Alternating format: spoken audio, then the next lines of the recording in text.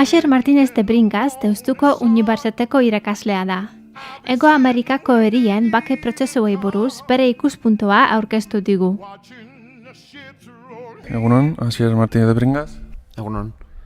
Bueno, has venido a participar en esto, en estas mesas sobre procesos de paz, un poco, como profesor de Deusto, ¿cuál ha sido tu ámbito de estudio y un poco? Yo me dedico al derecho, he trabajado como jurista defensor de derechos humanos durante mucho tiempo y básicamente vinculado al movimiento de derechos indígenas en América Latina, es decir, en distintos países, participando en la constituyente boliviana, en la ecuatoriana, y centrado también en países como han sido Colombia, Nicaragua y una serie de sentencias en el ámbito de la protección de los derechos humanos en el ámbito de la Corte Interamericana. Esa ha sido un poco mi experiencia. Bueno, entonces es interesante que han venido representantes de todos esos países que has mencionado. Entonces, no sé hasta qué punto las situaciones siempre se dice que son diferentes, y es verdad, aunque pueda haber pequeñas similitudes. ¿Qué se puede sacar, qué aprendizaje se pueden sacar de todos esos procesos? En general, uno lee el programa y sí que ve que son puntos de vista y perspectivas muy diferentes, ¿no? Por ejemplo, la que se está oyendo ahora, un poco El Salvador, es verdad que yo sí que creo que sí es un proceso que queda como muy atrás, y en los procesos o en el ámbito de lo emergente en América Latina, pues Centroamérica, a nivel de lo que fueron las viejas revoluciones, elementos ideológicos que forman parte de los 80, yo creo que sí que han estado muy desapegados. Incluso las propias dinámicas más emergentes del movimiento social o incluso el movimiento indígena centroamericano, excepto en Guatemala, quizá por represión más que por una activación poderosa, pues yo sí que creo que son como movimientos muy dispares. Es decir, sí hablaríamos ahora igual de lo que ha sido el nuevo constitucionalismo latinoamericano, es decir, Bolivia, Ecuador, incluso Venezuela han activado procesos más globales, ¿no? Y más institucionales de activar, de movimientos jurídicos, movimientos constitucionales, etcétera. Entonces es verdad que la mirada sí que es como muy disfuncional, es decir, hay muchos elementos en el propio programa que de alguna manera creo que tienen mucho que aportar, pero que tienen enfoques o enmarques diferentes. Por ejemplo, la perspectiva desde la que voy a hablar yo es un poco la perspectiva del movimiento indígena, pero evidentemente eso como movimiento social tiene una ubicación muy diferente si uno plantea la red social del COICA o por ejemplo la red social del movimiento social indígena en Ecuador que en Bolivia. Entonces creo que no hay un movimiento global desde el que estructurar una idea, sino que es verdad que la articulación de los caucus indígenas o de la propia expectativa de los movimientos sociales indígenas por país tiene una expectativa propia, ¿no? Entonces, en ese sentido, creo que es difícil hablar de territorios, pueblos, bloques generales, ¿no? Se pueden hablar de diagnósticos de dificultades, que yo creo que es un poco lo que voy a plantear yo, ¿no?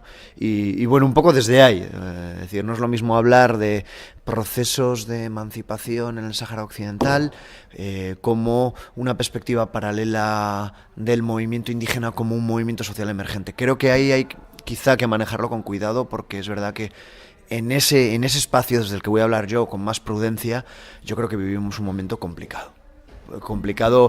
Han empezado hoy la ponencia diciendo no tener una expectativa enormemente abusiva de lo jurídico, ¿no? Y yo creo que en esa determinación tanto las expectativas de justicia transicional, lo que puede ser la experiencia colombiana fundamentalmente, o el abuso del discurso de derechos en el ámbito indígena pueden estar generando problemas a un nivel de lo jurídico tiene una parte interesante, pero solamente una parte en los procesos de lucha y en los contextos conflictivos, ¿no?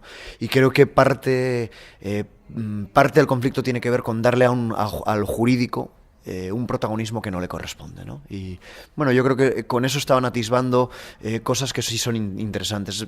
Lo mismo en los procedimientos de justicia transicional. Han tenido un papel, tienen un papel, lo han tenido en Irlanda, lo han tenido en Sudáfrica, etcétera. Pero es verdad que la justicia transicional, en el momento que es metida en un pack de debate con los estados, adquiere una dimensión complicada. de discurso de derechos, ¿no? Yo creo que yo voy a hablar un poco sobre eso, ¿no? La dificultad que plantean los discursos de derecho en el sentido que cuando el discurso es manejada por distintos actores al mismo nivel que los propios actores o las propias víctimas, ¿no? Y creo que eso puede generar una parte de conflicto importante. Bueno, por lanzar una línea de debate, ¿no? Entonces ahí se podría encontrar en esas dificultades, se podría aprender, entonces sería esa una de las cosas en común que se podría encontrar en todos estos movimientos. Al final, bueno, como el poder enquistado, al final, pues, bueno, cómo luchar contra eso y conseguir que esos derechos del pueblo se vayan poco a poco realizando, ¿no? Sí, yo creo que sí. Yo diría que yo voy a enfatizar esta tarde en eso, en algo que a mí me parece un diagnóstico común. Es decir, hemos hablado de emergencia indígena en América Latina, es cierto. Hemos hablado de un proceso rápido de evolución en materia de derechos colectivos, cierto. Es decir, 2007, Declaración de Naciones Unidas, desde el año 89 la OIT. Pero es cierto que el propio movimiento indígena en América Latina se puede morir de éxito tras el proceso de ciertos reconocimientos jurídicos. A mí esa parte me parece complicada, es decir, cuando se produce un desacople entre el discurso de derechos y vanguardia indígena y la propia realidad de las comunidades, que no responde un poco a ciertas conquistas internacionales. Las conquistas internacionales, digamos, van por un nivel y el proceso de descomposición de las comunidades va por otro. Entonces, cuando se produce un desajuste entre discurso de derechos y realidad comunitaria, ahí se producen conflictos donde normalmente quien maneja o quien tiene más capacidad para manejar ese desfase es el capital. Por capital hay que concretar colonos, inserción en territorio indígena de empresas transnacionales, empresas de petróleo o incluso la activación o la estrategia que Evo Morales o incluso Correa está teniendo respecto a, por ejemplo, movimiento campesino y movimiento indígena respecto a 5 años. Se prometieron unas cosas, 5 años después de esas promesas, el compromiso de ciertos estados, digamos, socialistas a favor de la causa de los más jodidos es muy complicada y muy tensa. Entonces, bueno, decir, morir de éxito, creo que el diagnóstico en América Latina en tema indígena es momentos muy sensibles, es decir, se han conseguido cotas de conquista y de reconocimiento territorial muy poderoso, cosas impensables igual hace 10 años, pero a la vez se produce un momento de impunidad nueva con la entrada de nuevos actores o con el desarrollo de nuevos marcos de conflicto, como es, por ejemplo, la entrada masiva de empresas transnacionales en territorio indígena y un elemento con el que el viejo movimiento social todavía no ha lidiado, o ha lidiado pero no existen herramientas creadas para, ¿no? Y yo creo que ese sí que es un elemento transversal al movimiento campesino, al movimiento afro, al movimiento de minorías nacionales, al movimiento de mujeres y al movimiento indígena, ¿no? La presencia de nuevos actores como vulneradores de derechos humanos en el pleno siglo XXI. El siglo XX estaba enmarcado en la estrategia de lo que se ha descrito en El Salvador, en el que el Frente Faramundo Martí y el Frente Sandinista manejaron, una lucha de movimiento social, digamos, clásica, y yo creo que ahora es que sí vivimos unos tiempos más complicados, es decir, la entrada de nuevos actores como violadores de derechos humanos plantean un discurso nuevo, que es, manejando el propio discurso de derechos humanos, se insertan en el proceso y plantean un discurso equidistante con el Estado y con los movimientos sociales a partir del propio discurso de derechos. Y eso yo creo que es difícil de combatir. Eso yo creo que sí que marca un escenario nuevo. Es decir, cuando nuevos actores pertrechados con discursos de derechos humanos, claramente los paramilitares, claramente grupos armados, claramente colonos, madereros, empresas transnacionales, plantean un discurso equidistante y no hay una diferencia prácticamente con el movimiento social, y el Estado hace de ese proceso una misma facción con la que dialogar, yo creo que eso sí plantea un conflicto real. Es decir, qué hacer, qué entender por derechos, qué apropiación de lo colectivo hay, por ejemplo, por parte de las empresas transnacionales para manejar un discurso de responsabilidad social corporativa, pero a nivel de escala, o datos como los que da la Unión Europea, ¿no? En el 2009, la producción de uranio, el 20% de la producción de uranio de la que las empresas de la Unión Europea están operando en América Latina procede de territorio indígena. Eso sí que plantea un conflicto real, ¿no? Y evidentemente el cambio de actores o la renovación de los nuevos conflictos, que hasta ahora no se planteaban así, sí que creo que es una transversal a la propia jornada, ¿no? Es decir, todos los movimientos sociales, todos los movimientos emergentes plantean retos nuevos.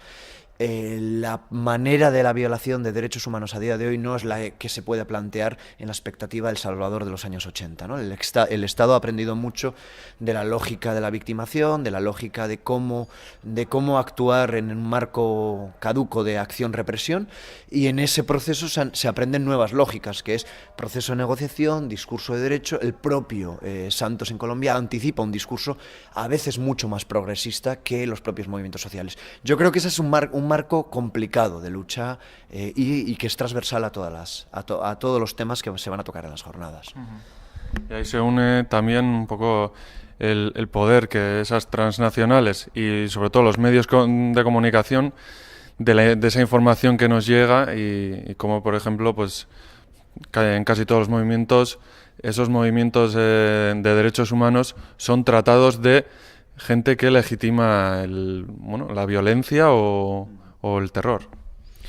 Sí, yo creo que eso es... para mí... Ayer teníamos unas jornadas de crecimiento, con Taibo, una serie de gente, y creo que eso era transversal. La lucha por el poder energético, empobrecimiento energético de las comunidades y los movimientos sociales, y estrategia del capital clarísima. Es decir, para poder mantener la tensión que hasta ahora le ha costado tanto al capital, de represión, de victimación, es decir, generar muerte, el cambio de estrategia es claro.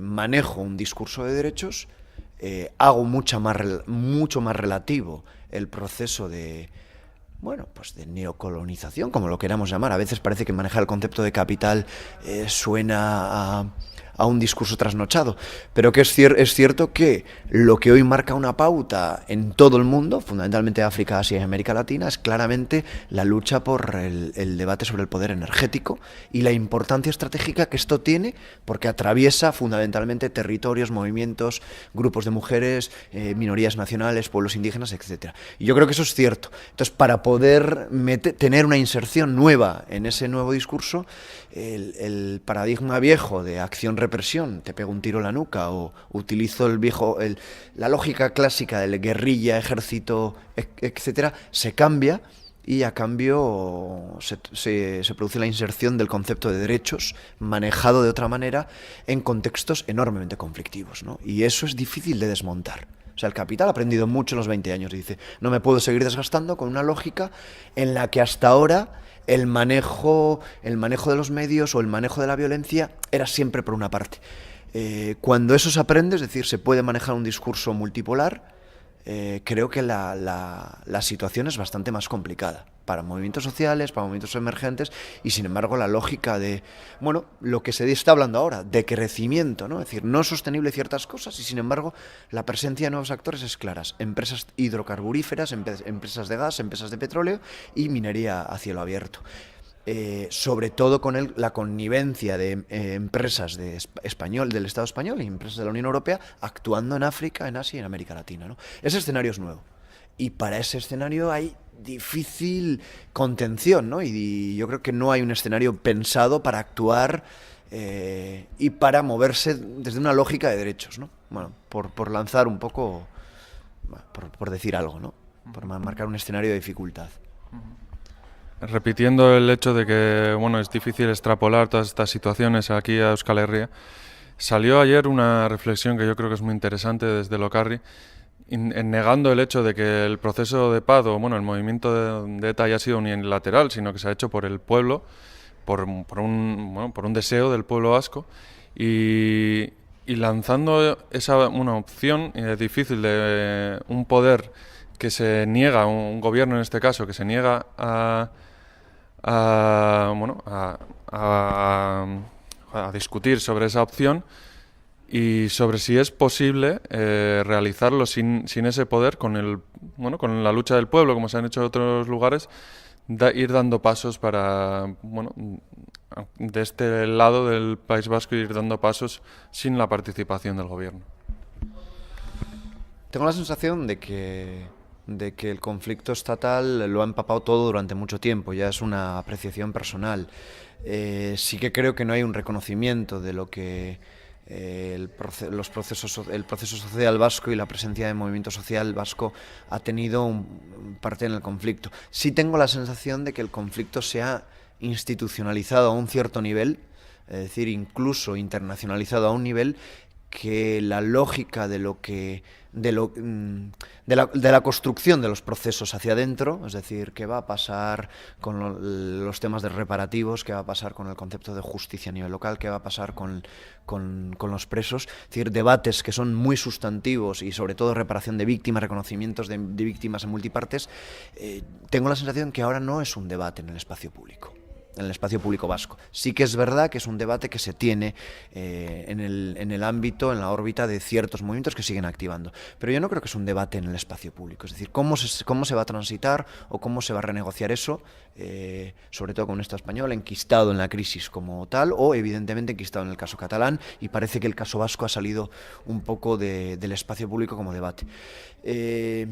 No sé si el protagonismo de los estados es importante. Tengo la sensación de que el proceso se ha encarrilado también desde una lectura estatal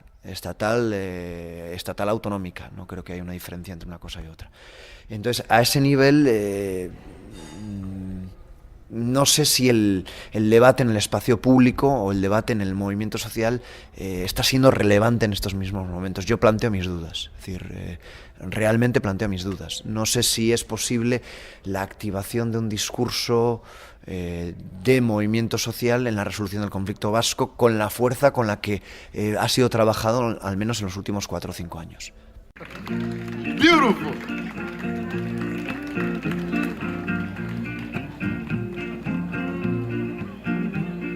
Sitting in the morning sun, I'll be sitting when the evening comes, watching the ships roll in, then I watch them roll away again. Sitting on the dock of the bay, watching the tide roll away. Thank you. Sitting on the dock of the bay, wasting time. Hey, hey, thanks now. I left my home in Georgia, headed for that Frisco Bay. I had nothing to live for, look like nothing gonna come my way. Oh, I'm just sitting on the dock of the bay, watching the tide roll away. Oh, I'm sitting on the dock of the bay, wasting time. I left my home in Georgia, headed for the Frisco Bay. I have nothing to live for. Thank you. Nothing's gonna come my way. Sitting on the dock of the bay, all time roll away. Sitting on the dock of the bay, wasting time. Hey, hey, thank you. Look like nothing's gonna change. Thank you, thank you. Everything still remains the same. I can't do what 10 people tell me to think, so I guess I remain the same.